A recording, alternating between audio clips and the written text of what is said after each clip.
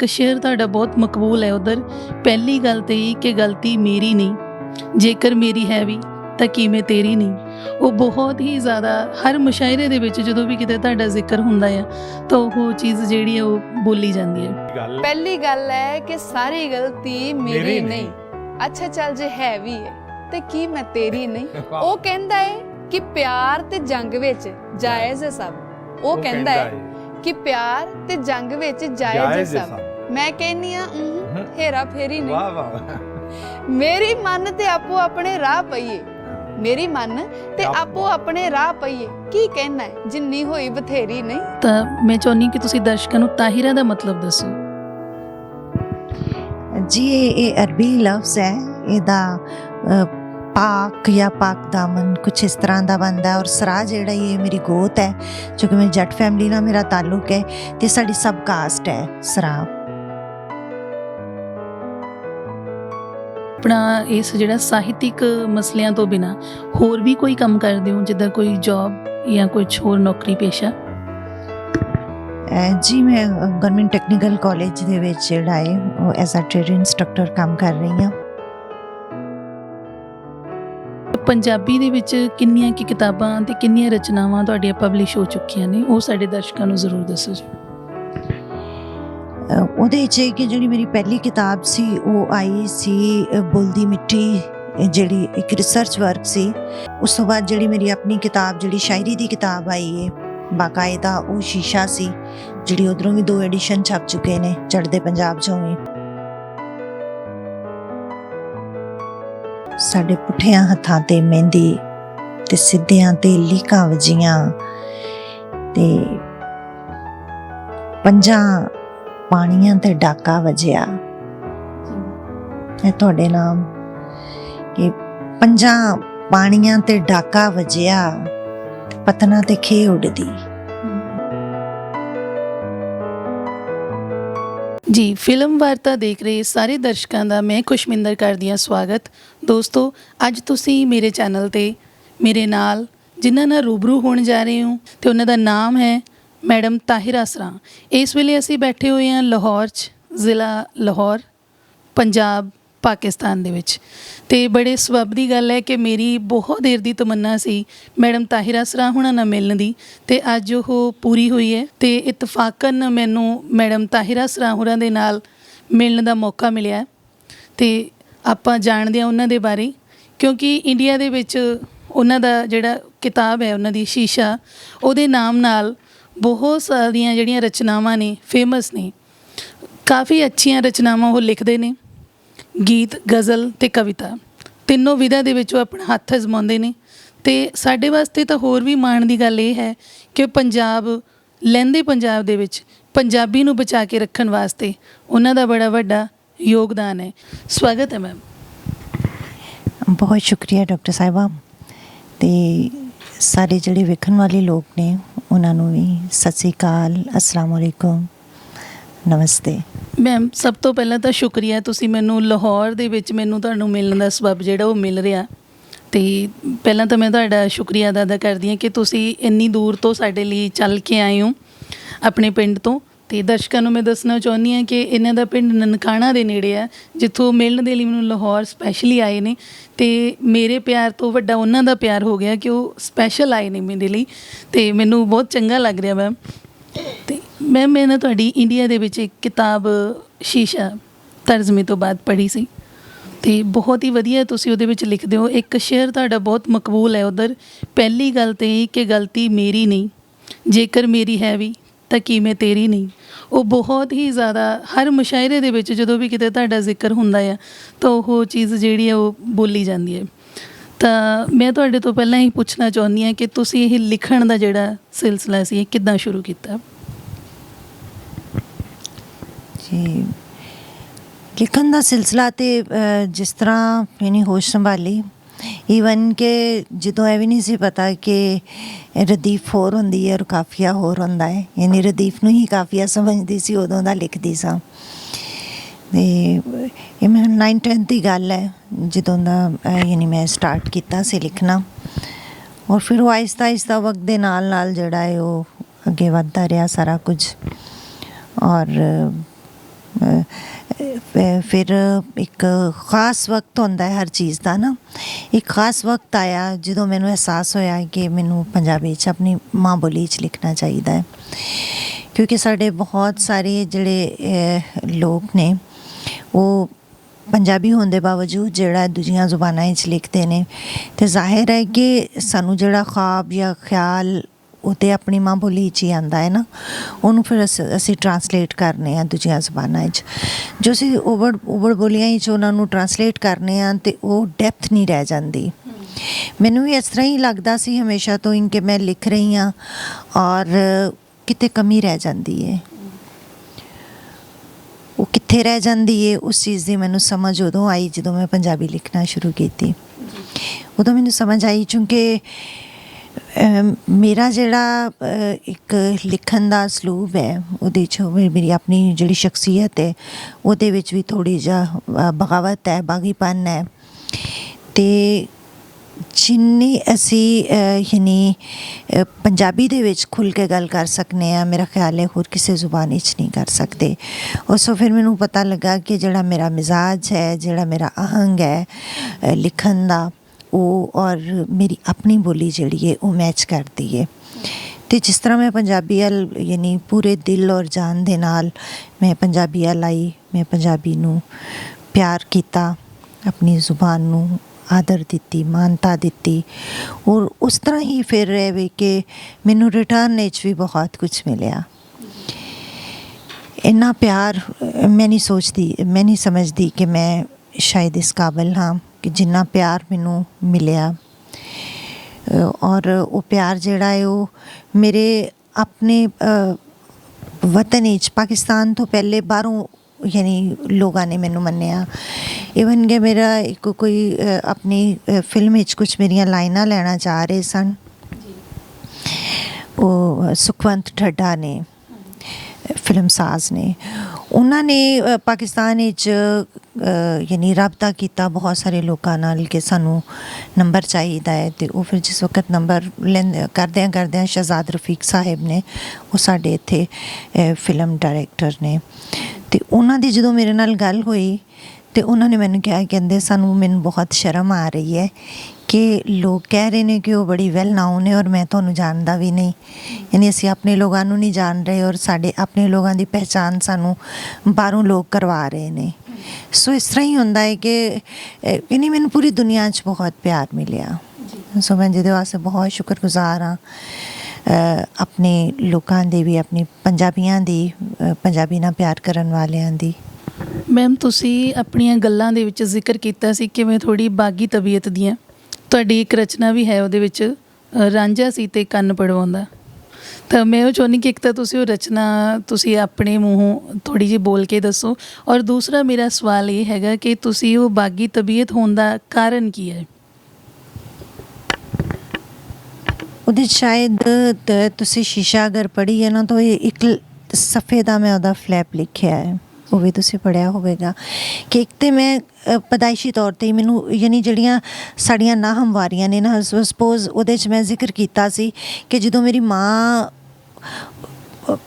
ਭਰਾ ਮਾਰਦਾ ਸੀ ਨਾ ਤਾਂ ਮਾਂ ਕਹਿ ਦਿੰਦੀ ਸੀ ਕੋਈ ਗੱਲ ਨਹੀਂ ਤੇਰਾ ਵੀਰ ਹੈ ਛੱਡ ਦੇ। ਅਤੇ ਉੱਥੇ ਮੈਨੂੰ ਬੜਾ ਅਜੀਬ ਲੱਗਦਾ ਸੀ ਕਿ ਮੈਂ ਵੀ ਤਾਂ ਭੈਣ ਆ ਨਾ, ਮੈਨੂੰ ਕਿਉਂ ਕੋਈ ਕੁਝ ਕਵੇ ਅਤੇ ਮੈਂ ਹੀ ਬਰਦਾਸ਼ਤ ਕਿਉਂ ਕਰਾਂ। ਯਾਨੀ ਮੈਂ ਉਹ ਚੀਜ਼ ਮੇਰੇ 'ਚ ਜਿਹੜਾ ਹੈ ਨਾ ਉਹ ਬਚਪਨ ਤੋਂ ਹੀ ਇਹ 'ਚ ਥੋੜ੍ਹਾ ਜਿਹਾ ਹੈ ਸੀ, ਲੇਕਿਨ ਵਕਤ ਦੇ ਨਾਲ ਨਾਲ ਜਿਸ ਤਰ੍ਹਾਂ ਯਾਨੀ ਤੁਹਾਡੇ ਇੱਕ ਅਤੇ ਮੈਂ ਬਚਪਨ ਵੀ ਬੜਾ ਟਫ ਗੁਜ਼ਾਰਿਆ ਹੈ। ਉਸ ਤੋਂ ਬਾਅਦ ਜਿਹੜਾ ਮੇਰਾ ਮੈਰਿਡ ਲਾਈਫ ਸੀ ਉਹਦੇ ਵਿੱਚ ਵੀ ਜਿਹੜੀਆਂ ਹੋਣ ਵਾਲੇ ਜਿਹੜੇ ਯਾਨੀ ਸਾਡੇ ਤਾਂ ਇੱਥੇ 80% ਔਰਤਾਂ ਦੇ ਨਾਲ ਉਹ ਸਾਰਾ ਕੁਝ ਹੋ ਰਿਹਾ ਹੈ, ਉਹ ਸਾਰਾ ਕੁਝ ਮੈਂ ਹੰਡਾਇਆ ਔਰ ਫਿਰ ਮੈਂ ਇਨਕਾਰ ਕੀਤਾ ਨਾ ਕਿ ਇੱਕ ਐਸਾ ਸ਼ਖਸ ਜਿਹੜਾ ਜਿਹਦੇ ਨਾਲ ਮੈਂ ਰਹਿ ਕੇ ਰੋਜ਼ ਮਰਦੀ ਹਾਂ ਰੋਜ਼ ਜੀਂਦੀ ਹਾਂ ਅਤੇ ਉਹਦੇ ਨਾਲ ਮੇਰਾ ਅਲੱਗ ਹੋ ਜਾਣਾ ਬਿਹਤਰ। ਉਹ ਮੇਰਾ ਬੜਾ ਮੁਸ਼ਕਿਲ ਫੈਸਲਾ ਸੀ ਜਿਹੜਾ ਮੈਂ ਕੀਤਾ ਔਰ ਉਹਦੇ 'ਤੇ ਮੈਨੂੰ ਅਜੇ ਤੱਕ ਜਿਹੜਾ ਕਦੀ ਵੀ ਸ਼ਰਮਿੰਦਗੀ ਨਹੀਂ ਹੋਈ ਕਿ ਮੇਰਾ ਇਹ ਗਲਤ ਫੈਸਲਾ ਸੀ। ਮੇਰਾ ਉਹ ਬਿਹਤਰੀਨ ਫੈਸਲਾ ਸੀ ਕਿ ਮੈਂ ਉਸ ਤੋਂ ਬਾਅਦ ਆਪਣੀ ਜ਼ਿੰਦਗੀ ਗੁਜ਼ਾਰੀ ਹੈ, ਆਪਣੀ ਮਰਜ਼ੀ ਦੇ ਨਾਲ ਗੁਜ਼ਾਰੀ ਹੈ। ਔਰ ਦੂਸਰਾ ਜਿਹੜਾ ਹੈ ਉਹਦੇ 'ਚ ਜਿਹੜਾ ਯਾਨੀ ਤੁਸੀਂ ਕਹਿ ਰਹੇ ਜੇ ਕਿ ਸ਼ਾਇਰੀ 'ਚ ਮੈਂ ਉਹ ਲਿਖਿਆ ਹੈ ਕਿ ਜਿਸ ਤਰ੍ਹਾਂ ਸਪੋਜ਼ ਰਾਂਝਾ ਜਿਹੜਾ ਬਹੁਤ ਸਾਰੇ ਲੋਕਾਂ ਦਾ ਹੀਰੋ ਹੈ, ਲੇਕਿਨ ਮੈਨੂੰ ਰਾਂਝਾ ਕਦੀ ਵੀ ਪਸੰਦ ਨਹੀਂ ਰਿਹਾ। ਜਿਸ ਤਰ੍ਹਾਂ ਸਪੋਜ਼ ਰਾਂਝਾ ਜਿਹੜਾ ਬਹੁਤ ਸਾਰੇ ਲੋਕਾਂ ਦਾ ਹੀਰੋ ਹੈ, ਲੇਕਿਨ ਮੈਨੂੰ ਰਾਂਝਾ ਕਦੀ ਵੀ ਪਸੰਦ ਨਹੀਂ ਰਿਹਾ। ਉਹਦੀ ਵਜ੍ਹਾ ਇਹ ਵੇ ਕਿ ਰਾਂਝਾ ਜਿਹੜਾ ਹੈ ਉਹਨੇ ਉਦੋਂ ਕੋਈ ਐਕਸ਼ਨ ਕਿਉਂ ਨਹੀਂ ਲਿਆ ਨਾ, ਜਦੋਂ ਉਹਨੂੰ ਉਹ ਵਿਆਹ ਕੇ ਲੈ ਕੇ ਜਾ ਰਹੇ, ਪਿੱਛੋਂ ਕੰਨ ਪੜਵਾ ਕੇ ਤੇ ਉਹਦੇ ਪਿੱਛੇ ਪਿੱਛੇ ਜਾ ਕੇ ਤੇ ਰੋਂਦਾ ਰਿਹਾ। ਮੈਨੂੰ ਬਹਾਦਰ ਲੋਕ ਪਸੰਦ ਨੇ, ਮੈਂ ਖੁਦ ਵੀ ਬਹਾਦਰ ਹਾਂ। ਔਰ ਜਿਹੜੀ ਸਾਡੇ ਕਹਾਣੀਆਂ, ਕਿਸੇ ਕਹਾਣੀਆਂ ਇਹਨਾਂ ਚੋਂ ਜਿਹੜਾ ਉਹ ਮਿਰਜ਼ਾ ਮੇਰਾ ਫੇਵਰੇਟ ਹੀਰੋ ਹੈ। ਔਰ ਉਹਨਾਂ ਦਾ ਇਜ਼ਹਾਰ ਵੀ ਮੈਂ ਕੀਤਾ ਸੀ ਉਹ ਇੱਕ ਗਜ਼ਲ ਦੇ ਵਿੱਚ, ਜਿਹਦਾ ਹੁਣੇ ਤੁਸੀਂ ਜ਼ਿਕਰ ਕੀਤਾ ਹੈ ਕਿ ਕੰਨ ਪੜਵਾ ਕੇ ਜੋਗੀ ਹੋਣਾ ਕਿੱਥੋਂ ਦੀ ਵਡਿਆਈ ਹੈ। ਰਾਂਝਾ ਸੀ ਤੇ ਕੰਨ ਪੜਵਾਉਣ ਗੱਲ ਮਨਵਾਉਂਦਾ, ਸਿਰ ਤੇ ਚੜ ਕੇ ਕਹਿ ਦੋ ਦੇ ਮਿਰਜ਼ੇ ਨੂੰ ਤੇ ਇਸ਼ਕ ਸਲਾਮਤ ਰੱਖੇਗਾ, ਮਿਰਜ਼ੇ ਨੂੰ ਤੇ ਇਸ਼ਕ ਸਲਾਮਤ ਰੱਖੇਗਾ, ਸਹਿਬਾਂ ਤੇਰੇ ਵੀਰਾਂ ਹੱਥ ਕੀ ਆਇਆ। ਵਾਹ। ਤੇ ਇੱਕ ਸੀ ਕਿ ਪੁੰਨੂ ਮਿਰਜ਼ਾ ਬਣ ਕੇ ਆਵੇ, ਪੁੰਨੂ ਮਿਰਜ਼ਾ ਬਣ ਕੇ ਆਵੇ, ਤਾਰਾ ਲੰਮੀ ਤਾਣ ਕੇ ਸੋਵੇ। ਸੋ ਜਗ੍ਹਾ ਜਗ੍ਹਾ ਜਿਹੜਾ ਹੈ ਮੈਂ ਇਹਦਾ ਇਜ਼ਹਾਰ ਵੀ ਕੀਤਾ ਹੈ ਜੀ ਆਪਣੇ ਫੇਵਰਿਟ ਹੀਰੋ ਦਾ। ਔਰ ਉੱਥੇ ਮੈਂ ਇੱਕ ਯਾਨੀ ਜਿਹੜਾ ਤੁਹਾਡਾ ਹਿਸਟਰੀ ਦਾ ਕਰੈਕਟਰ ਹੁੰਦਾ ਹੈ ਉਹਨੂੰ ਨਿਗਲੈਕਟ ਕਰਨਾ ਇੱਕ ਹਿੰਮਤ ਦੀ ਗੱਲ ਹੁੰਦੀ ਹੈ ਨਾ ਜੀ। ਯਾਨੀ ਜਿਸ ਸਮੇਂ ਰਾਂਝੇ ਨੂੰ ਰੱਖਿਆ ਹੈ ਉਹਦੇ ਚ ਜਿਹੜੀ ਹੀਰੋ ਵੇ ਉਹ ਹੀਰ ਹੈ ਦੀ ਐਂਡ ਵੀ ਜਿਹਨੇ ਯਾਨੀ। ਔਰ ਹਮੇਸ਼ਾ ਸਾਡੇ ਤੁਸੀਂ ਜਿੰਨੇ ਵੀ ਕਿੱਸੇ ਫੋਲ ਕੇ ਵੇਖ ਲਵੋ ਜੀ, ਸਵਾਏ ਮਿਰਜ਼ਾ ਸਾਹਿਬਾਂ ਦੇ, ਸਾਰੇ ਜਿਹੜੇ ਸਾਡੇ ਕਿੱਸੇ ਨੇ ਉਹਦੇ ਚ ਔਰਤ ਦਲੇਰ ਹੈ, ਔਰਤ ਹੀਰੋ ਹੈ। ਕਿਸੇ ਨੂੰ ਵੀ ਤੁਸੀਂ ਪੜ੍ਹ ਕੇ ਦੇਖ ਲਵੋ। ਸਾਡੀ ਪੰਜਾਬ ਦੀ ਜਿਹੜੀ ਸਵਾਨੀ ਉਹ ਬਹਾਦਰ ਹੈ। ਔਰ ਉਰਦੂ ਦੀ ਜਿਹੜੀ ਮਹਿਬੂਬਾ ਹੈ ਉਹਦੇ ਨਾਲੋਂ ਬਹੁਤ ਡਿਫਰੈਂਟ ਹੈ ਜੀ। ਤੁਸੀਂ ਆਪਣੀ ਨਿੱਜੀ ਜ਼ਿੰਦਗੀ ਬਾਰੇ ਦੱਸ ਰਹੇ ਸੀ, ਤਾਂ ਥੋੜ੍ਹੇ ਸਾਡੇ ਦਰਸ਼ਕਾਂ ਨੂੰ ਦੱਸੋ ਕਿ ਤੁਹਾਡੀ ਪਰਿਵਾਰ ਦੇ ਵਿੱਚ ਹੋਰ ਕੌਣ-ਕੌਣ ਹੈ? ਜੀ ਮੇਰੇ ਪਰਿਵਾਰ 'ਚ ਇੱਕ ਤੇ ਮੈਂ ਆਪਣੇ ਭਰਾ ਦੇ ਨਾਲ ਰਹਿਣ ਡਈ ਹਾਂ। ਛੋਟਾ ਭਰਾ ਹੈ, ਭਰਜਾਈ ਉਹਨਾਂ ਦੀਆਂ 2 ਬੱਚੀਆਂ ਔਰ 3 ਬੱਚੇ ਮੇਰੇ ਨੇ, ਜਿਹਦੇ 'ਚ ਇੱਕ ਬੇਟਾ ਹੈ ਔਰ 2 ਬੇਟੀਆਂ ਨੇ। ਬੇਟਾ ਮੇਰਾ ਜਿਹੜਾ ਹੈ ਉਹ ਸੌਫਟਵੇਅਰ ਇੰਜੀਨੀਅਰਿੰਗ ਦੇ ਫਾਈਨਲ ਉਹਦੇ 'ਚ ਸਮੈਸਟਰ 'ਚ, ਔਰ ਬੇਟੀ ਜਿਹੜੀ ਇੱਕ 2nd ਈਅਰ 'ਚ, ਇੱਕ 1st ਈਅਰ 'ਚ। ਬੱਚਿਆਂ ਦੀ ਐਜੂਕੇਸ਼ਨ ਦੇ ਹਿਸਾਬ ਨਾਲ ਤੁਸੀਂ ਕਾਫੀ ਯੰਗ ਲੱਗਦੇ ਹੋ ਮੈਮ। ਜਿੱਦਾਂ ਪਾਕਿਸਤਾਨ ਦੇ ਵਿੱਚ ਨਾ ਉਰਦੂ ਅਤੇ ਪੰਜਾਬੀ ਨੂੰ ਲੈ ਕੇ ਕਾਫੀ ਮਸਲੇ ਰਹਿੰਦੇ, ਕਿਉਂਕਿ ਇੱਥੇ ਇਸਲਾਮਿਕ ਕੰਟਰੀ ਹੈ ਤਾਂ ਉਰਦੂ ਜਿਹੜਾ ਹੈ ਉਹ ਮੇਨ ਹੈ। ਉਰਦੂ ਭਾਸ਼ਾ ਦੇ ਵਿੱਚ ਹੀ ਜ਼ਿਆਦਾ ਦਫ਼ਤਰੀ ਕੰਮ ਵੀ ਜਾਂ ਫਿਰ ਲਿਖਣ ਪੜ੍ਹਨ ਦਾ ਕੰਮ ਵੀ ਉਰਦੂ 'ਚ ਹੈ। ਤਾਂ ਪੰਜਾਬੀ ਨੂੰ ਲੈ ਕੇ ਕਾਫੀ ਮਸਲੇ ਰਹਿੰਦੇ ਆ। ਤੁਸੀਂ ਜਦੋਂ ਪੰਜਾਬੀ 'ਚ ਲਿਖਣਾ ਸ਼ੁਰੂ ਕੀਤਾ ਸੀ ਕਿ ਤੁਹਾਨੂੰ ਵੀ ਕੋਈ ਦਿੱਕਤਾਂ ਆਈਆਂ ਸੀ? ਜਦੋਂ ਅਸੀਂ ਇਸ ਜਗ੍ਹਾ 'ਤੇ ਆ ਕੇ ਪ੍ਰੋਬਲਮ ਆਉਂਦੀ ਹੈ ਕਿ ਜਦੋਂ ਅਸੀਂ ਰੋਜ਼ਗਾਰ ਨਾਲ ਜੋੜਨਾ ਚਾਹੁੰਦੇ ਹਾਂ ਪੰਜਾਬੀ ਭਾਸ਼ਾ ਨੂੰ, ਉਦੋਂ ਸਾਨੂੰ ਮਸਲੇ ਹੁੰਦੇ ਨੇ। ਲੇਕਿਨ ਲਿਖਣ ਵਿੱਚ ਕਿਸ ਤਰ੍ਹਾਂ ਸਾਨੂੰ ਮਸਲੇ ਆ ਸਕਦੇ ਨੇ? ਅਗਰ ਕੋਈ ਕਹਿੰਦਾ ਹੈ ਕਿ ਮੈਨੂੰ ਪੰਜਾਬੀ ਲਿਖਣ 'ਚ ਕੋਈ ਦਿੱਕਤ ਆਈ ਤਾਂ ਮੇਰੇ ਖਿਆਲ ਉਹ ਝੂਠ ਕਹਿੰਦਾ ਹੈ, ਕਿਉਂਕਿ ਲਿਖਣਾ ਤਾਂ ਤੁਸੀਂ ਆਪਣੇ ਵਾਸਤੇ ਹੁੰਦਾ ਹੈ। ਉਸ ਤੋਂ ਬਾਅਦ ਇਹ ਵੇ ਕਿ ਕੁਛ ਅੱਗੇ ਜਾ ਕੇ ਥੋੜ੍ਹੇ ਮਸਾਇਲ ਇਸ ਤਰ੍ਹਾਂ ਹੁੰਦੇ ਨੇ ਕਿ ਸਟਾਰਟ ਵਿੱਚ ਸਾਨੂੰ ਲੋਕ ਮੈਨੂੰ ਕਈ ਲੋਕਾਂ ਨੇ ਕਿਹਾ ਕਿ ਤੂੰ ਚੰਗਾ ਭਲਾ ਉਰਦੂ 'ਚ ਲਿਖਦੀ ਸੀ, ਤੂੰ ਇੱਧਰ ਆ ਗਈ। ਅਤੇ ਮੇਰਾ ਖਿਆਲ ਹੈ ਕਿ ਮੈਂ ਸ਼ਾਇਦ ਸਾਰੀ ਜ਼ਿੰਦਗੀ ਵੀ ਉਰਦੂ ਵਿੱਚ ਲਿਖਦੀ ਰਹਿੰਦੀ ਅਤੇ ਉਹ ਮੈਨੂੰ ਮੁਕਾਮ ਨਹੀਂ ਸੀ ਮਿਲਣਾ, ਉਹ ਜਗ੍ਹਾ ਨਹੀਂ ਸੀ ਮਿਲਣੀ ਜਿਹੜੀ ਮੈਨੂੰ ਪੰਜਾਬੀ 'ਚ ਲਿਖਣ ਦੇ ਨਾਲ ਕੁਝ ਹੀ ਸਾਲਾਂ ਦੇ ਵਿੱਚ ਜਿਹੜਾ ਹੈ ਉਹ ਮਿਲ ਗਈ। ਅਤੇ ਔਰ ਅਸੀਂ ਕੋਸ਼ਿਸ਼ ਕਰ ਰਹੇ ਹਾਂ। ਕੁਛ ਮਸਾਇਲ ਨੇ ਜਿੱਥੇ ਸਾਨੂੰ ਦਿੱਕਤ ਦਾ ਸਾਹਮਣਾ ਹੈ, ਜਿਸ ਤਰ੍ਹਾਂ ਪ੍ਰਾਇਮਰੀ ਐਜੂਕੇਸ਼ਨ ਹੈ ਸਾਡੀ, ਉਹ ਪੰਜਾਬੀ 'ਚ ਨਹੀਂ। ਉਹਨੂੰ ਲੈ ਕੇ ਅਸੀਂ ਕਹਿੰਦੇ ਹਾਂ ਕਿ ਜਦੋਂ ਸਿੰਧੀ 'ਚ ਜਿਹੜੇ ਨੇ ਬੱਚੇ, ਸਿੰਧੀ 'ਚ ਉਹਨਾਂ ਦੀ ਪ੍ਰਾਇਮਰੀ ਐਜੂਕੇਸ਼ਨ ਹੈ, ਬਲੋਚਿਸਤਾਨ ਵਿੱਚ ਬਲੋਚੀ 'ਚ ਉਹਨਾਂ ਦੀ ਹੈ, ਔਰ ਖੈਬਰ ਪਖਤੂਨਖਵਾ 'ਚ ਪਸ਼ਤੋ 'ਚ ਹੈ, ਅਤੇ ਪੰਜਾਬੀ 'ਚ ਕਿਉਂ ਨਹੀਂ? ਇੱਥੇ ਹੀ ਮਸਲਾ ਪੈਦਾ ਕਿਉਂ ਹੁੰਦਾ ਹੈ? ਇੱਥੇ ਹੀ ਹੁਬਲ ਵਤਨੀ ਤੇ ਲਫ਼ਜ਼ ਹਰਫ ਕਿਉਂ ਉੱਠਦਾ ਹੈ ਨਾ? ਕਿ ਅਗਰ ਅਸੀਂ ਆਪਣੀ ਜ਼ੁਬਾਨ ਦੀ ਗੱਲ ਕਰਾਂਗੇ, ਅਸੀਂ ਆਪਣੀ ਧਰਤੀ ਦੀ ਗੱਲ ਕਰਾਂਗੇ, ਅਸੀਂ ਆਪਣੀ ਮਿੱਟੀ ਦੀ ਗੱਲ ਕਰਾਂਗੇ, ਅਤੇ ਸਾਡੇ 'ਤੇ ਹੀ ਕਿਉਂ ਉੱਠਦਾ ਹੈ ਮਸਲੇ ਉੱਠਦੇ ਨੇ ਕਿ ਇਹ ਜਿਹੜੇ ਨੇ ਪੰਜਾਬੀ ਅਗਰ ਇਹ ਪੜ੍ਹ ਲੈਣਗੇ ਤਾਂ ਇਹਨਾਂ ਦਾ ਪਤਾ ਨਹੀਂ ਕੀ ਹੋ ਜਾਏਗਾ। ਹਾਲਾਂਕਿ ਅਸੀਂ ਅਗਰ ਦੇਖਨੇ ਆ ਯੂਨੈਸਕੋ ਦਾ ਜਿਹੜਾ ਚਾਰਟਰ ਹੈ ਉਹ ਹੋਵੇ ਆਇਨੇ ਪਾਕਿਸਤਾਨ ਹੈ ਉਹਦੇ ਵਿੱਚ ਜਿਹੜਾ ਇਹ ਚਾਈਲਡ ਅਬਿਊਜ਼ 'ਚ ਆਉਂਦਾ ਹੈ ਅਗਰ ਤੁਹਾਨੂੰ ਤੁਹਾਡੀ ਜਿਹੜੀ ਅਰਲੀ ਐਜੂਕੇਸ਼ਨ ਹੈ ਉਹ ਤੁਹਾਡੀ ਮਦਰ ਟੰਗ 'ਚ ਨਾ ਦਿੱਤੀ ਜਾਏ ਉਹ ਚਾਈਲਡ ਅਬਿਊਜ਼ 'ਚ ਆਉਂਦਾ ਹੈ। ਅਸੀਂ ਆਪਣੇ ਬੱਚੇ ਨੇ ਉਹਨਾਂ ਨੂੰ 5000 ਲਫ਼ਜ਼ਾਂ ਦਾ ਜ਼ਖੀਰਾ ਦੇ ਕੇ ਤੇ ਭੇਜਦੇ ਹਾਂ ਸਕੂਲ ਵਿੱਚ, ਉੱਥੇ ਉਹਨਾਂ ਨੂੰ ਗੂੰਗਿਆਂ ਕਰਕੇ ਫਿਰ ਉਹਨਾਂ ਨੂੰ ਇਹ ਸ਼ੁਰੂ ਤੋਂ ਸਟਾਰਟ ਕਰਵਾ ਦਿੱਤਾ ਜਾਂਦਾ ਹੈ। ਸੋ ਉੱਥੇ ਮਸਾਇਲ ਹੈ ਨੇ, ਲੇਕਿਨ ਲਿਖਣ ਵਿੱਚ ਮੇਰਾ ਨਹੀਂ ਖਿਆਲ ਕਿ ਕੋਈ ਦਿੱਕਤ ਸਾਨੂੰ ਹੈ। ਅਸੀਂ ਲਿਖਣ ਵਾਲਿਆਂ ਨੇ ਹੀ ਲੋਕਾਂ ਨੂੰ ਕਲੀਅਰ ਕਰਨਾ ਹੈ, ਅਸੀਂ ਰਿਸਪੈਕਟ ਦੇਣੀ ਹੈ ਤੇ ਦੂਸਰਿਆਂ ਨੇ ਸਾਡੀ। ਔਰ ਪੰਜਾਬੀ ਦਾ ਜਿਹੜਾ ਮੇਰਾ ਖਿਆਲ ਹੈ ਕਿ ਸਭ ਤੋਂ ਵੱਡਾ ਦੁਸ਼ਮਣ ਪੰਜਾਬੀ ਖੁਦ ਹੈ। ਕਿਸੇ 'ਚ ਜੁਰਤ ਨਹੀਂ ਕਿ ਉਹ ਪੰਜਾਬੀ ਨੂੰ ਬੁਰਾ ਕਹਿ ਸਕੇ, ਪੰਜਾਬੀ ਨੂੰ ਗਾਲੀ ਦੇ ਸਕੇ। ਅਸੀਂ ਗਾਲੀ ਦਿੰਦੇ ਹਾਂ, ਅਸੀਂ ਇਹਨੂੰ ਬੁਰਾ ਕਹਿੰਦੇ ਹਾਂ, ਅਸੀਂ ਇਹਨੂੰ ਅਨਪੜ੍ਹਾਂ ਦੀ ਜ਼ੁਬਾਨ ਸਮਝਦੇ ਹਾਂ। ਸਾਡੀਆਂ ਮਾਵਾਂ ਜਿਹੜੀਆਂ ਨੇ ਉਹ ਯਾਨੀ ਖੁਦ ਜਿਹੜਾ ਹੈ ਉਹ ਬੜਬੋਲੀ 'ਚ ਗੱਲ ਕਰਦੀਆਂ ਨੇ।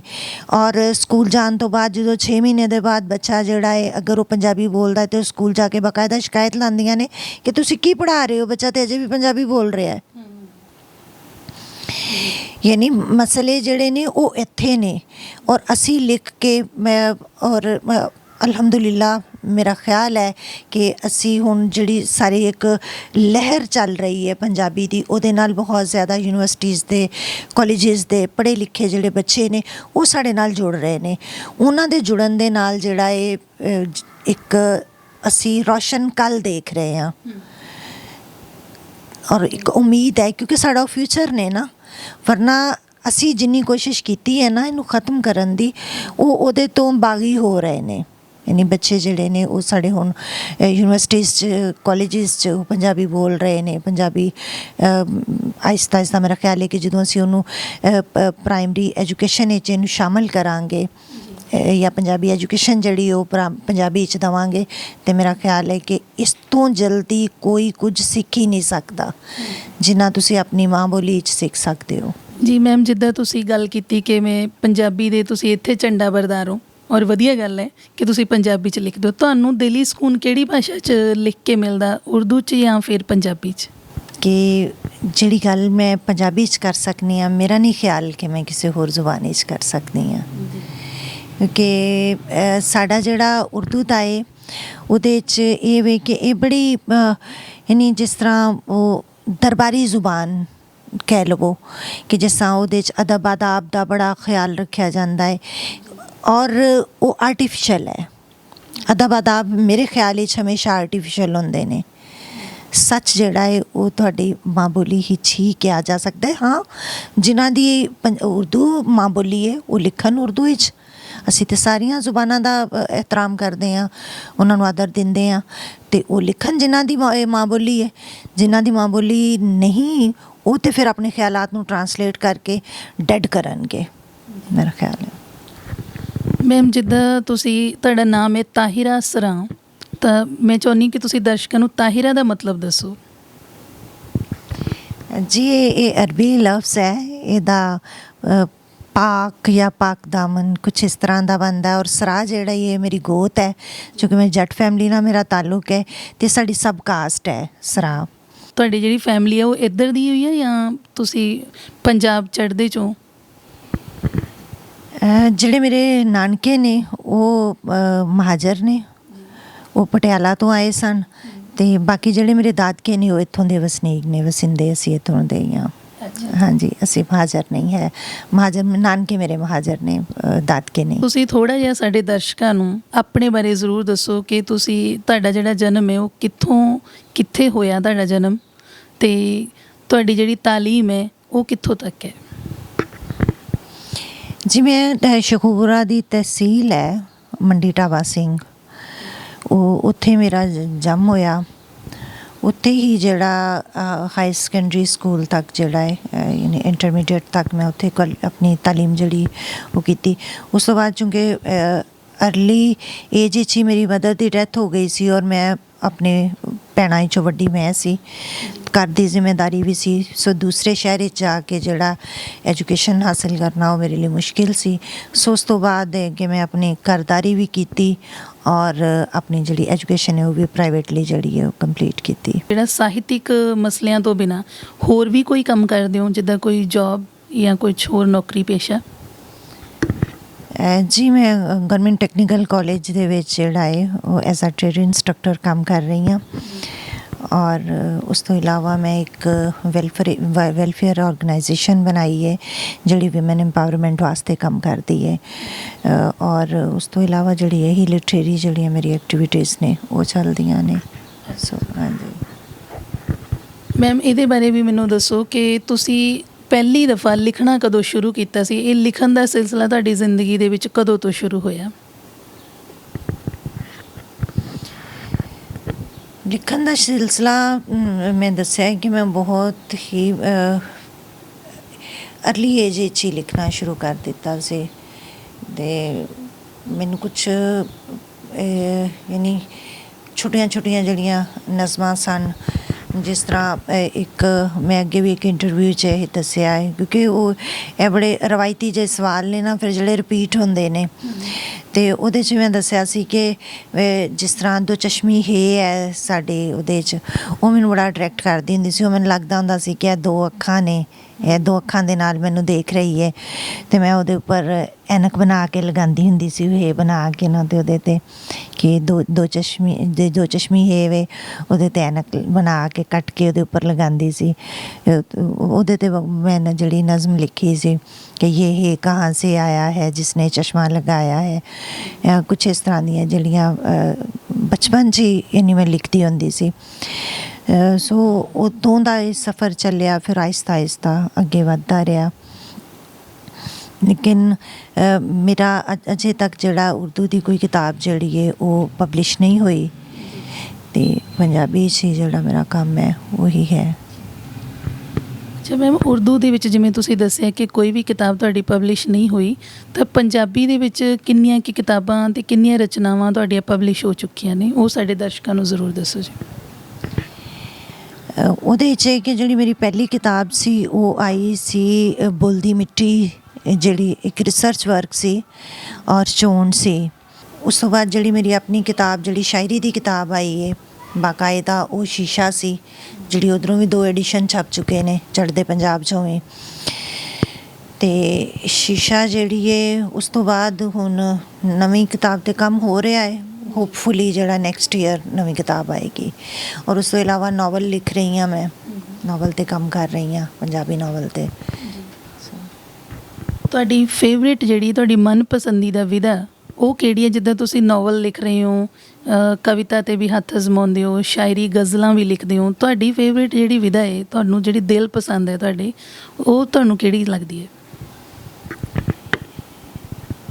ਸ਼ੁਰੂ 'ਚ ਤਾਂ ਮੈਂ ਗਜ਼ਲ ਹੀ ਜ਼ਿਆਦਾ ਲਿਖੀ, ਕਿਉਂਕਿ ਮੈਂ ਉਰਦੂ 'ਚ ਗਜ਼ਲ ਲਿਖਦੀ ਸੀ ਔਰ ਮੈਨੂੰ ਲੱਗਦਾ ਸੀ ਕਿ ਉਹ ਅਸੀਂ ਕਾਫੀਏ ਨੂੰ ਲੈ ਕੇ, ਰਦੀਫ ਨੂੰ ਲੈ ਕੇ, ਅਤੇ ਸਾਡੇ ਵਾਸਤੇ ਕੁਛ ਆਸਾਨੀਆਂ ਹੁੰਦੀਆਂ ਨੇ। ਲੇਕਿਨ ਉਹਦੇ ਨਾਲ ਫਿਰ ਜਿਸ ਤਰ੍ਹਾਂ ਮੈਚੋਰਟੀ ਆਉਂਦੀ ਗਈ, ਅਤੇ ਮੈਨੂੰ ਲੱਗਿਆ ਕਿ ਅਸੀਂ ਜਿਹੜੀ ਗੱਲ ਕਰਨਾ ਚਾਹ ਰਹੇ ਹਾਂ, ਯਾਨੀ ਮੈਂ ਬਾਜ਼ ਦਫਾ ਸਾਨੂੰ ਰਦੀਫ ਕਾਫੀਆ ਨੁਕਸਾਨ ਵੀ ਦਿੰਦਾ ਹੈ ਕਿ ਅਸੀਂ ਜਿਹੜੀ ਗੱਲ ਨਹੀਂ ਕਰਨਾ ਚਾਹ ਰਹੇ ਉਹ ਹੋ ਰਹੀ ਹੁੰਦੀ ਹੈ ਕਾਫੀਏ ਦੀ ਵਜ੍ਹਾ ਤੋਂ, ਔਰ ਜਿਹੜੀ ਕਰਨੀ ਚਾਹ ਰਹੇ ਹਾਂ ਉਹ ਨਹੀਂ ਵੀ ਹੋ ਰਹੀ ਹੁੰਦੀ। ਸੋ ਮੈਂ ਸਮਝਦੀ ਹਾਂ ਕਿ ਨਜ਼ਮ ਜਿਹੜੀ ਹੈ ਉਹ ਬਾਕਾਇਦਾ ਉਹਦੇ 'ਚ ਤੁਹਾਡੀ ਤਖਲੀਕ ਹੈ, ਤਖਲੀਕ ਦਾ ਇਜ਼ਹਾਰ ਹੈ। ਯਾਨੀ ਉਹਦੇ 'ਚ ਤੁਸੀਂ ਆਪਣੀ ਜਿਹੜੀ ਵਾਰਦਾਤ ਕਲਬੀ ਹੈ, ਜਿਹੜੀ ਤੁਹਾਡੇ ਮਨ 'ਤੇ ਵਾਪਰਦੀ ਹੈ, ਉਹਨੂੰ ਤੁਸੀਂ ਖੁੱਲ੍ਹ ਕੇ ਲਿਖ ਸਕਦੇ ਹੋ। ਔਰ ਦੂਸਰੀ ਚੀਜ਼ ਹੈ ਕਿ ਜਿਹੜੀ ਬੋਲੀ ਹੈ, ਸਭ ਤੋਂ ਪਸੰਦੀਦਾ ਚੀਜ਼ ਜਿਹੜੀ ਹੈ ਵੇ ਉਹ ਮੇਰੀ ਬੋਲੀ ਹੈ ਪੰਜਾਬੀ, ਜਿਹੜੀ ਸਿਨਫ ਹੈ ਬੋਲੀ, ਉਹਦੇ 'ਚ ਮੈਂ ਕੀਤਾ ਹੈ ਕੰਮ। ਔਰ ਉਹਦੇ 'ਚ ਮੈਨੂੰ ਲੱਗਦਾ ਹੈ ਕਿ ਜਿਹੜੀ ਤਿੱਖੀ ਗੱਲ, ਜਿਹੜੀ ਨਵਿਕਲੀ ਗੱਲ ਉਹਦੇ 'ਚ ਹੋ ਸਕਦੀ ਹੈ, ਉਹ ਕਿਸੇ ਹੋਰ ਸਿਨਫ ਵਿੱਚ ਨਹੀਂ ਹੋ ਸਕਦੀ। ਇੱਧਰ ਜਿੱਦਾਂ ਸ਼ੀਸ਼ਾ ਕਿਤਾਬ ਦੀ ਤੁਸੀਂ ਜ਼ਿਕਰ ਕੀਤਾ, ਇਹ ਕਿਤਾਬ ਤੁਹਾਡੀ ਕਦੋਂ ਆਈ ਸੀ? ਸ਼ੀਸ਼ਾ ਗਾਲਿਬਨ 2018 'ਚ ਆਈ ਸੀ। 16 'ਚ ਬੁੱਲ੍ਹ ਦੀ ਮਿੱਟੀ ਆਈ ਸੀ ਔਰ 18 ਦੇ ਵਿੱਚ ਇਹ ਆਈ ਸੀ, ਔਰ 18 'ਚ ਹੀ ਇਹ ਚੜ੍ਹਦੇ ਪੰਜਾਬ ਵਿੱਚ ਜਿਹੜੀ ਇਹ ਉਲੱਥਾ ਹੋ ਕੇ ਛਪ ਗਈ ਸੀ। ਉਸ ਤੋਂ ਬਾਅਦ ਇੱਧਰੋਂ ਵੀ 2 ਐਡੀਸ਼ਨ ਆ ਗਏ ਨੇ, ਤੀਜਾ ਆ ਰਿਹਾ ਹੈ, ਹੁਣ ਖਤਮ ਹੋ ਗਈ ਹੈ। ਉੱਧਰੋਂ ਵੀ 2 ਐਡੀਸ਼ਨ ਇਹਦੇ ਛਪ ਚੁੱਕੇ ਨੇ ਅਤੇ ਬਹੁਤ ਉਹਨੂੰ ਤਾਂ ਬੜੀ ਪਜ਼ੀਰਾਈ ਮਿਲੀ। ਔਰ ਅਗਲੀ ਕਿਤਾਬ ਜਿਹੜੀ ਹੈ ਉਹਨੂੰ ਲੇਟ ਵੀ ਮੈਂ ਇਸੇ ਵਾਸਤੇ ਹੀ ਕਰ ਰਹੀ ਹਾਂ ਕਿ ਕੁਝ ਸਿਲੈਕਸ਼ਨ ਕਰ ਸਕਾਂ ਨਾ, ਕਿਉਂਕਿ ਤੁਹਾਡਾ ਜਿਹੜਾ ਅਦਬੀ ਕਦਕਾਠ ਹੈ ਉਹ ਇੱਕ ਦਫਾ ਜਦੋਂ ਯਾਨੀ ਤੁਸੀਂ ਤੁਹਾਡੀ ਇੱਕ ਕਿਤਾਬ ਆ ਜਾਂਦੀ ਹੈ ਨਾ, ਅਤੇ ਲੋਕਾਂ ਦੀਆਂ ਤਵੱਕਾਤ ਜਿਹੜੀਆਂ ਨੇ ਉਹ ਤੁਹਾਡੇ 'ਤੇ ਵਾਬਸਤਾ ਹੋ ਜਾਂਦੀਆਂ ਨੇ। ਅਤੇ ਫਿਰ ਜਿਹੜਾ ਅਗਲਾ ਸਫ਼ਰ ਹੈ ਉਚਾਈ ਦਾ ਹੋਣਾ ਚਾਹੀਦਾ ਹੈ, ਉਤਰਾਈ ਦਾ ਨਹੀਂ ਹੋਣਾ ਚਾਹੀਦਾ। ਅਤੇ ਸੋ ਮੈਂ ਚਾਹ ਰਹੀ ਹਾਂ ਕਿ ਜਿਹੜੀ ਅਗਲੀ ਕਿਤਾਬ ਆਵੇ ਉਹ ਵੀ ਸ਼ੀਸ਼ਾ ਦੇ ਲੈਵਲ ਤੋਂ ਥੱਲੇ ਨਾ ਹੋਵੇ, ਉੱਪਰ ਹੀ ਹੋਵੇ। ਬਹੁਤ ਵਧੀਆ ਮੈਮ, ਉਹ ਉੱਪਰ ਹੀ ਹੋਏਗੀ ਕਿਉਂਕਿ ਅਸੀਂ ਤੁਹਾਡੇ ਤੋਂ ਇਹੀ ਉਮੀਦ ਕਰਦੇ ਹਾਂ ਔਰ ਸਾਨੂੰ ਪਤਾ ਕਿ ਤੁਸੀਂ ਸਾਡੀ ਉਮੀਦ 'ਤੇ ਖਰੇ ਹੀ ਉਤਰਨਾ ਆ। ਜਿਹੜੀ ਤੁਸੀਂ ਪਹਿਲੀ ਨਜ਼ਮ ਸੀ ਜਾਂ ਪਹਿਲੀ ਰਚਨਾ ਜਦੋਂ ਵੀ ਗਾਈ ਸੀ ਜਾਂ ਬੋਲੀ ਸੀ, ਉਹਦੇ ਬਾਰੇ ਸਾਨੂੰ ਥੋੜ੍ਹਾ ਜਿਹਾ ਜ਼ਿਕਰ ਕਰੋ ਕਿ ਤੁਸੀਂ ਉਹ ਕਦੋਂ ਲਿਖੀ ਸੀ, ਕਦੋਂ ਬੋਲੀ ਸੀ ਔਰ ਪਹਿਲੀ ਦਫਾ ਤੁਸੀਂ ਕਦੋਂ ਸਟੇਜ 'ਤੇ ਚੜ੍ਹੇ ਸੀ? ਲਿਖ ਤਾਂ ਮੈਂ ਬਹੁਤ ਪਹਿਲੇ ਤੋਂ ਹੀ ਰਹੀ ਸੀ, ਲੇਕਿਨ ਪਹਿਲੇ ਦਫਾ ਜਿਹੜਾ ਮੈਂ ਮੁਸ਼ਾਇਰਾ ਪੜ੍ਹਿਆ ਸੀ, ਜਿਹੜੀ ਮੈਂ ਗਜ਼ਲ ਪੜ੍ਹੀ ਸੀ, ਉਹ ਮੈਂ ਵਿਸਾਖੀ ਮੇਲੇ ਦੇ ਉੱਤੇ ਤਕਰੀਬਨ 2011 ਸੀ ਜੀ, ਉਹਦੇ 'ਚ ਮੈਂ ਪੜ੍ਹੀ ਸੀ। ਔਰ ਪੰਜਾਬੀ ਹੀ ਪੜ੍ਹੀ ਸੀ, ਜਿਹੜੀ ਮੈਂ ਕੋਈ 5-4 ਸਾਲ ਪਹਿਲੇ ਦੀ ਲਿਖੀ ਹੋਈ ਸੀ। ਅਤੇ ਉਹਦੇ ਤੋਂ ਹੀ ਮੇਰਾ ਪੰਜਾਬੀ ਦਾ ਸਫ਼ਰ ਜਿਹੜਾ ਹੈ ਬਾਕਾਇਦਾ ਉਹਦਾ ਆਗਾਜ਼ ਹੋਇਆ, ਕਿਉਂਕਿ ਲੋਕਾਂ ਦਾ ਕਹਿਣਾ ਸੀ, ਜਿਨ੍ਹਾਂ ਨੇ ਸੁਣਿਆ ਉਹਨਾਂ ਨੇ ਕਿਹਾ ਸੀ ਕਿ ਪੰਜਾਬੀ ਲਿਖ, ਤੂੰ ਪੰਜਾਬੀ ਵਧੀਆ ਲਿਖ ਰਹੀ ਹੈ ਔਰ ਪੰਜਾਬੀ 'ਚ ਸਪੇਸ ਹੈ, ਪੰਜਾਬੀ 'ਚ ਇਜ਼ਹਾਰ ਦਾ ਆਪਣਾ ਇੱਕ, ਕਿਉਂਕਿ ਉਰਦੂ ਗਜ਼ਲ ਜਿਹੜੀ ਹੈ ਨਾ ਉਹਦੇ 'ਚ ਜ਼ਾਹਿਰ 400-500 ਸਾਲ ਤੋਂ ਲਿਖੀ ਜਾ ਰਹੀ ਹੈ, ਉਹਦੇ 'ਚ ਇਮਕਾਨਾਤ ਘੱਟ ਨੇ, ਪੰਜਾਬੀ 'ਚ ਇਮਕਾਨਾਤ ਜ਼ਿਆਦਾ ਨੇ। ਤੁਸੀਂ ਬਹੁਤ ਸਾਰੀਆਂ ਗੱਲਾਂ ਜਿਹੜੀਆਂ ਨੇ ਉਹ ਅਜੇ ਤੱਕ ਨਹੀਂ ਹੋਈਆਂ ਪੰਜਾਬੀ ਰਚਨਾ ਜਿਹੜੀਆਂ ਤੁਸੀਂ ਕਰ ਸਕਦੇ ਹੋ ਗਜ਼ਲ ਵਿੱਚ, ਖਾਸ ਤੌਰ 'ਤੇ ਨਜ਼ਮ 'ਤੇ ਬਹੁਤ ਕਾਫੀ ਨਜ਼ਮ। ਔਰ ਜਿਹੜੀ ਬੋਲੀ ਹੈ, ਬੋਲੀ ਤਾਂ ਤੁਹਾਨੂੰ ਪਤਾ ਹੈ ਸਾਡੇ ਫੋਕ ਦਾ ਹਿੱਸਾ ਹੈ, ਉਹ ਤਾਂ ਹਜ਼ਾਰਾਂ ਸਾਲ ਤੋਂ ਲਿਖੀ ਜਾ ਰਹੀ ਹੈ। ਔਰ ਉਹਨੇ ਇੱਕ ਟਰੈਵਲ 'ਤੇ ਕੀਤਾ ਹੈ, ਸੀਨਾ ਬਸੀਨਾ ਜਿਹੜਾ ਉਹ ਸਫ਼ਰ ਕਰ ਰਹੀ ਹੈ ਔਰ ਸਾਡੇ ਕਨਾਏ ਚੜੀ ਹੈ।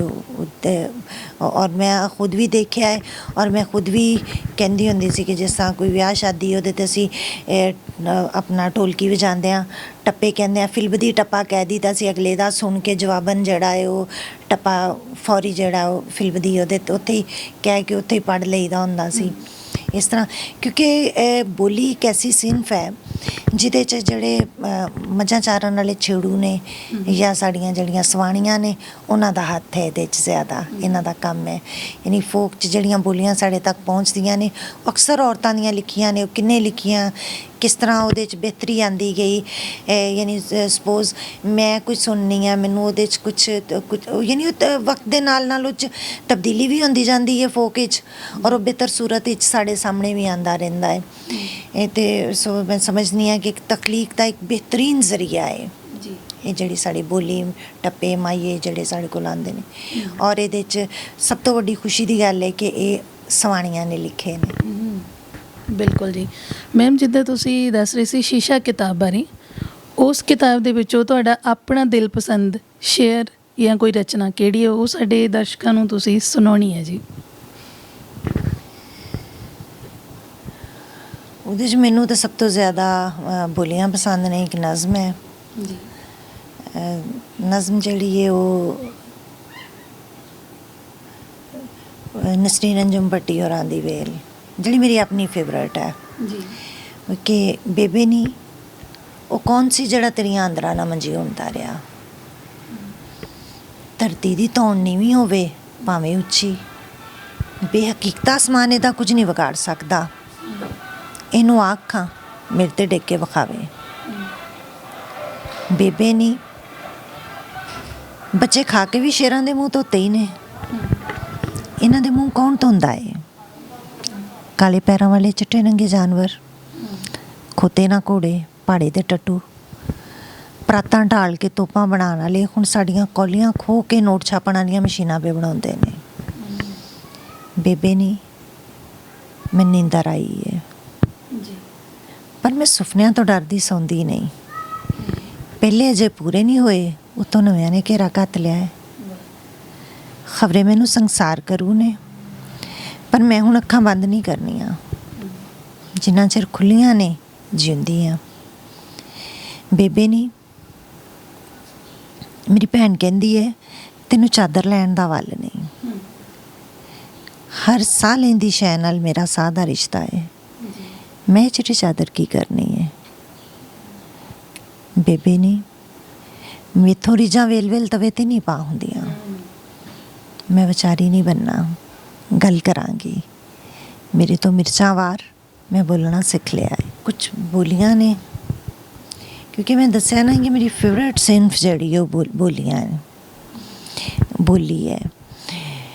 ਕਿਉਂਕਿ ਇਹਦੇ 'ਚ ਅਸੀਂ ਇੱਕ ਲਾਈਨ ਦੇ ਵਿੱਚ ਵੱਡੀ ਤੋਂ ਵੱਡੀ ਗੱਲ ਕਰ ਸਕਦੇ ਹਾਂ। ਔਰ ਇਖਤਸਾਰ ਦੀ ਬੇਹਤਰੀਨ ਜਿਹੜੀ ਅਲਾਮਤ ਹੈ ਬੋਲੀ। ਨੀ ਮੈਂ ਪਖੜੇ ਦਾ ਸੂਟ ਸਵਾਇਆ, ਨੀ ਮੈਂ ਪਖੜੇ ਦਾ ਸੂਟ ਸਵਾਇਆ, ਸ਼ਰੀਕੜੇ ਦੀ ਅੱਖ ਪਾਟ ਗਈ।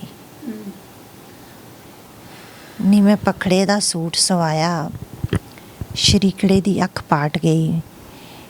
ਨੀ ਮੈਂ ਅੱਕ ਦਾ ਦੰਦਾਸਾ ਮਲ ਕੇ, ਨੀ ਮੈਂ ਅੱਕ ਦਾ ਦੰਦਾਸਾ ਮਲ ਕੇ ਖੇੜਿਆਂ ਦੇ ਘਰ ਵਸ ਪਈ। ਸਾਡੇ ਪੁੱਠਿਆਂ ਹੱਥਾਂ ਤੇ ਮਹਿੰਦੀ, ਜੀ, ਸਾਡੇ ਪੁੱਠਿਆਂ ਹੱਥਾਂ ਤੇ ਮਹਿੰਦੀ, ਸਿੱਧਿਆਂ ਤੇ ਲੀਕਾਂ ਵਜੀਆਂ।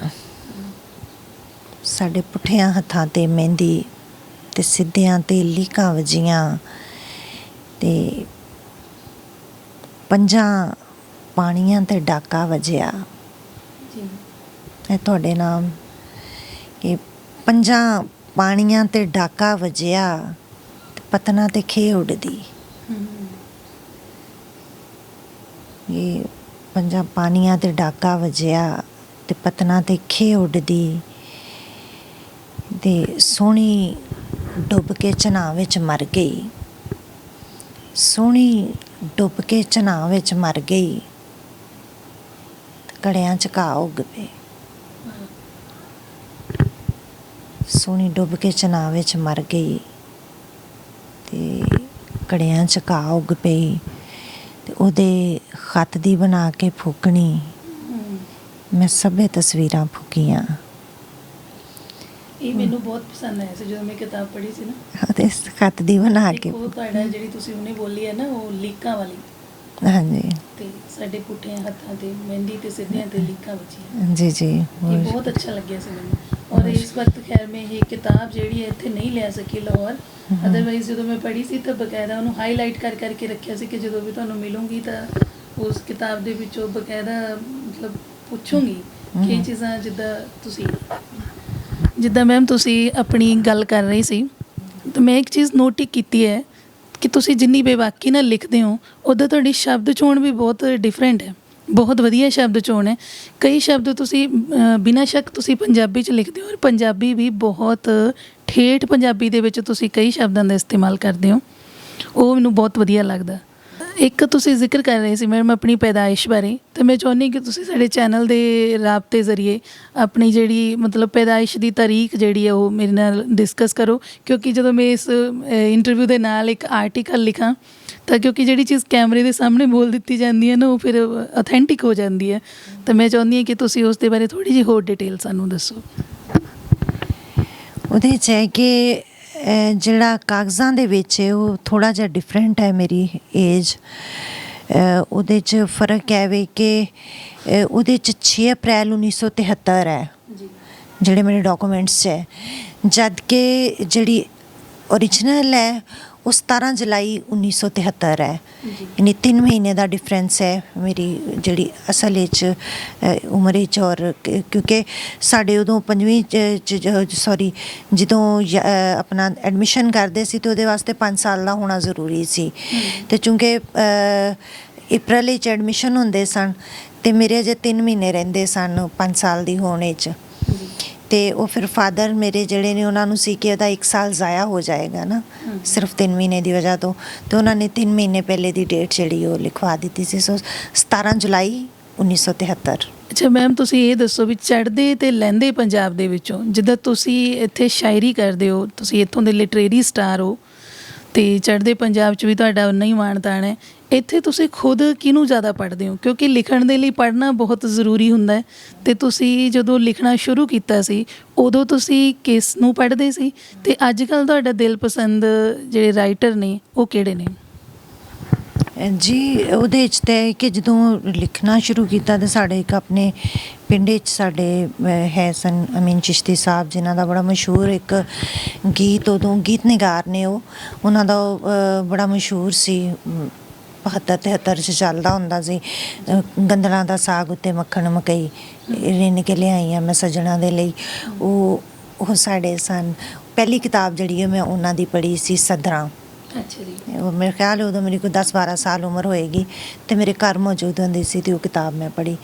ਆਹਿਸਤਾ ਆਹਿਸਤਾ ਫਿਰ ਯਾਨੀ ਅਗਰ ਅਸੀਂ ਕਲਾਸੀਕਲ ਜਾਂਦੇ ਹਾਂ ਅਤੇ ਕਲਾਸੀਕਲ 'ਚੋਂ ਮੈਨੂੰ ਆਪਣਾ ਬੁੱਲੇ ਸ਼ਾਹ ਪਸੰਦ ਨੇ, ਔਰ ਚੂੰਕਿ ਵਾਰਿਸ ਸ਼ਾਹ ਦੀ ਧਰਤੀ ਦੇ ਨਾਲ ਮੇਰਾ ਤਾਲੁਕ ਹੈ, ਵਾਰਿਸ ਸ਼ਾਹ ਸਾਹਿਬ ਨੇ। ਔਰ ਜਿਹੜਾ ਫਿਰ ਉਸ ਤੋਂ ਬਾਅਦ ਉਸਤਾਦ ਦਾਮਨ ਨੇ, ਚੂੰਕਿ ਮੇਰਾ ਇੱਕ ਆਪਣਾ ਜਿਹੜਾ ਬਾਗਿਆਨਾ ਸੁਭਾਅ ਹੈ, ਉਹਨੂੰ ਜਿਹੜੇ ਲੋਕ ਅਟਰੈਕਟ ਕਰਦੇ ਨੇ ਉਹ ਇਸ ਤਰ੍ਹਾਂ ਹੀ ਚੱਲਦੀ ਹੈ ਲੜੀ ਕੇ। ਬੁੱਲੇ ਸ਼ਾਹ ਨੇ, ਉਸਤਾਦ ਦਾਮਨ ਨੇ, ਬਾਬਾ ਨਜ਼ਮੀ ਨੇ, ਸਾਬਰ ਅਲੀ ਸਾਬਰ ਨੇ, ਇਹ ਲੋਕ ਜਿਹੜੇ ਨੇ ਇਹ ਆਈਡੀਅਲ ਨੇ। ਜੀ ਮੈਮ, ਲੇਖਣੀ ਦੇ ਲਿਹਾਜ਼ ਨਾਲ ਤੁਸੀਂ ਕਈ ਜਗ੍ਹਾ 'ਤੇ ਮਤਲਬ ਦੇਸ਼ਾਂ ਵਿਦੇਸ਼ਾਂ ਦੇ ਵਿੱਚ ਜਾਂਦੇ ਰਹਿੰਦੇ ਹੋਗੇ, ਉਹਦੇ ਬਾਰੇ ਥੋੜ੍ਹਾ ਜਿਹਾ ਜ਼ਿਕਰ ਜ਼ਰੂਰ ਕਰਨਾ ਸਾਡੇ ਦਰਸ਼ਕਾਂ ਦੇ ਲਈ ਕਿ ਤੁਸੀਂ ਕਿਹੜੀਆਂ ਜਗ੍ਹਾ 'ਤੇ ਹੁਣ ਤੱਕ ਜਾ ਚੁੱਕੇ ਹੋ, ਔਰ ਕਿੱਥੇ ਕਿੱਥੇ ਤੁਸੀਂ ਆਪਣੀ ਨਜ਼ਮਾਂ ਦੀ ਜਿਹੜੀ ਹੈ ਉਹ ਪ੍ਰੈਜੈਂਟੇਸ਼ਨ ਦੇ ਚੁੱਕੇ ਹੋ? ਉਹਦੇ 'ਚ ਕਿ ਗੀਤ ਗਜ਼ਲ ਸ਼ਾਇਰੀ ਵੱਲੋਂ ਇੱਕ 2019 ਦੇ ਵਿੱਚ ਇੱਕ ਪ੍ਰੋਗਰਾਮ ਹੋਇਆ ਸੀ ਟੋਰਾਂਟੋ ਕੈਨੇਡਾ 'ਚ। ਉਹਦੇ 'ਚ ਚੜ੍ਹਦੇ ਪੰਜਾਬ 'ਚੋਂ ਗੁਰਤੇਜ ਕੁਹਾਰਵਾਲਾ ਸਨ, ਔਰ ਲਹਿੰਦੇ 'ਚੋਂ ਮੈਂ ਸੀ, ਅਤੇ ਉਹ ਸਾਡਾ ਪ੍ਰੋਗਰਾਮ ਸੀ। ਉਸ ਤੋਂ ਬਾਅਦ ਦੂਸਰਾ ਫਿਰ ਅਮਰੀਕਾ 'ਚ ਸੀ, ਹੋਫਸਟਰਾ ਯੂਨੀਵਰਸਿਟੀ 'ਚ। ਉਹ ਸ਼ੇਰੇ ਪੰਜਾਬ ਮੈਗਜ਼ੀਨ ਦੇ ਆਪਣਾ ਗਰੇਵਾਲ ਜੀ ਜਿਹੜੇ ਨੇ, ਬਲਦੇਵ ਸਿੰਘ ਗਰੇਵਾਲ ਜੀ, ਉਹਨਾਂ ਨੇ ਔਰਗਨਾਈਜ਼ ਕੀਤਾ ਸੀ, ਜਿਹਦੇ ਸੁਰਜੀਤ ਪਾਤਰ ਜੀ ਸਨ ਉੱਧਰੋਂ ਚੜ੍ਹਦੇ ਪੰਜਾਬ 'ਚੋਂ, ਔਰ ਲਹਿੰਦੇ 'ਚੋਂ ਮੈਂ ਸੀ। ਇਸ ਤਰ੍ਹਾਂ ਹੀ ਹੁਣ ਇੱਕ ਹੋਰ ਪ੍ਰੋਗਰਾਮ ਜਿਹੜਾ ਹੈ ਉਹਦੇ ਵਾਸਤੇ ਵੀਜ਼ੇ ਸਾਡੇ ਹੋ ਚੁੱਕੇ ਨੇ, ਜਸਟ ਅਸੀਂ ਜਾਣਾ ਹੈ। ਉਹ ਵੀ ਆਪਣਾ ਸਭ ਰੰਗ ਇੰਟਰਨੈਸ਼ਨਲ UK ਵੱਲੋਂ, ਉਹਦੇ 'ਚ ਦੇਵਿੰਦਰ ਵਾਲੀਆ ਜੀ ਨੇ ਸਾਡੇ ਜਿਹੜੇ ਹੋਸਟ ਨੇ, ਉਹਨਾਂ ਨੇ ਇੱਕ ਪ੍ਰੋਗਰਾਮ ਔਰਗਨਾਈਜ਼ ਕੀਤਾ ਹੈ, ਜਿਹਦੇ 'ਚੋਂ ਚੜ੍ਹਦੇ ਪੰਜਾਬ ਵਿੱਚੋਂ ਨੀਤੂ ਅਰੋੜਾ ਨੇ, ਸਿਮਰਨ ਅਕਸ ਨੇ, ਵਿਜੇ ਵਿਵੇਕ ਨੇ, ਗੁਰਤੇਜ ਕੁਹਾਰਵਾਲਾ ਜੀ ਦਾ ਮੇਰਾ ਖਿਆਲ ਹੈ ਕਿ ਰਿਫਿਊਜ਼ ਹੋ ਗਿਆ ਹੈ, ਔਰ ਉਸ ਤੋਂ ਬਾਅਦ 2 ਸਿੰਗਰ ਨੇ, ਨੇਹਾ ਡੋਗਰਾ ਔਰ ਸੁਨੀਲ, ਉਹ ਨੇ, ਔਰ ਇੱਧਰੋਂ ਚੜ੍ਹਦੇ ਆਪਣਾ ਲਹਿੰਦੇ ਪੰਜਾਬ ਵਿੱਚੋਂ ਮੈਂ ਹਾਂ, ਔਰ ਸਾਬਰ ਅਲੀ ਸਾਬਰ ਨੇ।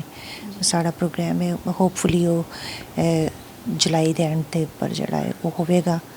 ਜਾਂਦੇ ਜਾਂਦੇ ਸਾਡੇ ਦਰਸ਼ਕਾਂ ਨੂੰ ਕੀ ਖਾਸ ਸੁਨੇਹਾ ਦੇਣਾ ਚਾਹੋਗੇ ਲਹਿੰਦੇ ਪੰਜਾਬ ਦੀ ਤਰਫੋਂ ਅਤੇ ਆਪਣੀ ਤਰਫੋਂ?